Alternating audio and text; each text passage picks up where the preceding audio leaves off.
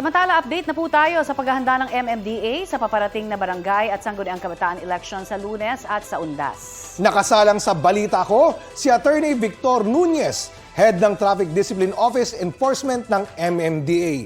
Magandang umaga po at welcome po sa balita ko.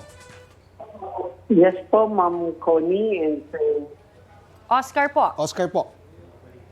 hello, good morning, ma'am. Okay. Attorney, unang tanong no, bakit October 30, November 1 at 2 lang lifted ang number coding? Posible ang ibang maisama na rin ang October 31? Ang prinsipyo kasi dyan, Sir Oscar, is that we only declare the lifting of coding kapag nag-declare din po ng holiday ang gobyerno. So the tendency is kapag nag-declare kahit special holiday, nilift na po namin. Pero kapag hindi naman po sa holiday, obligado po kaming ipatupad yung number coding scheme. Okay. Attorney, anong paghahanda naman po ang ginagawa ninyo para sa eleksyon sa Lunes at sa Undas? Yes po, pagdating po sa Undas, unahin na po natin, ang MMDA po ay nagpalabas ng no day off and no absent policy sa lahat ng traffic personnel sa following dates, October 27 and October 28, saka po November 6. No day of absent policy po yan. And starting today, in coordination po with the different LGUs, IAC, DOTR, LTFRB, and PNC, kasama po ang MMDA sa nag-ikot at yung mga naglagay po ng mga health desk sa ating mga kababayan. Ito po yung mga tents, interagency po ito para ho gabayan ng ating maraming pasahero sa different provincial buses dito sa Metro Manila. Alright, sir. Speaking of number coding, ano po yung nagtulak no, sa MMDA na pag-aralan ito na tanggalin na yung 7 a.m. to 7 p.m. number coding?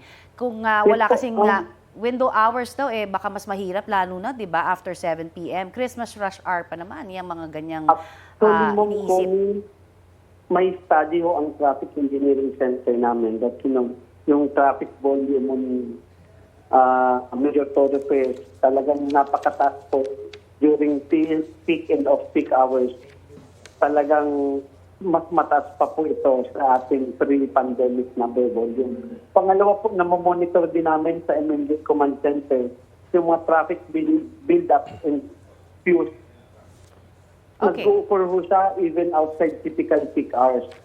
So naisipan po ng aming Chairman Don Artes, to endorse it at mag-propose sa Metro Manila Council to the Metro Manila Mayor na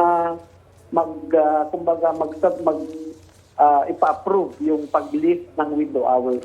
Pero po ito ay nakaabang lamang. Kapag nakita ho namin after talagang study na we need to lift the window hours, saka lang ho magpo-pronounce ang aming chairman para i-announce sa publiko. But for now, proactive lang po yung ginawa natin. Nakaabang lang siya, pero hindi pa naman ho namin in-implement. If the need arises, the chairman will make a pronouncement on that. Okay, sige po. Mag-aabang po kami sa mga bagong patakarang ito. Kasama na siyempre yung mas mataas po na multa dyan sa pagpasok sa bus lane. Marami pong salamat, Yes, Attorney. Thank you for your time. Thank you very much, Ma'am Connie, Sir Oscar.